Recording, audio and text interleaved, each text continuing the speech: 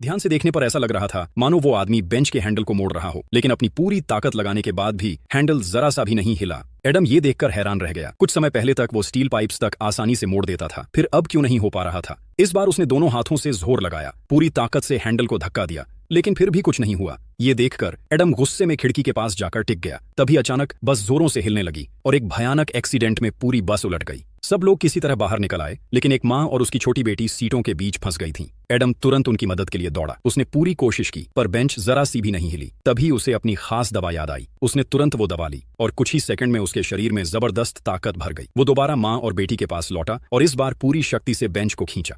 एक झटके में पूरी बेंच बाहर निकल आई। उसने शीशा तोड़ा और माँ बेटी को सुरक्षित बाहर निकाल लिया। आसपास के लोग उसका वीडियो बना रहे थे। उन्हें बाहर निकालने के बाद एडम वापस बस में गया, क्योंकि उसका सारा पैसा अभी अंदर ही था। लेकिन तभी जोरदार धमाका हुआ, बस फट गई। एडम हवा में उछलकर दूर जमीन पर गिरा। उसने देखा उसका सारा पैसा हवा में उड़ रहा था। ये देखकर उसका दिल टूट गया। लोग उसकी बहादुरी पर ताली बजा रहे थे, लेकिन एडम को उनकी तारीफों से कोई फर्क नहीं पड़ा। वो चुपचाप घर गया, चेहरा धोया और खाने बैठ गया।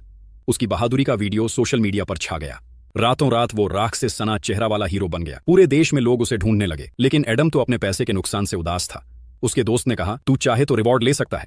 ये सुनकर एडम ने फिर से चेहरा राख से ढक लिया और पुलिस स्टेशन पहुंच गया। वो अपनी पहचान साबित करने की कोशिश ही कर रहा था कि तभी एक और आदमी अंदर आया। उसका चेहरा भी राख से ढका हुआ था। पुलिस ऑफिसर हैरान रह गया।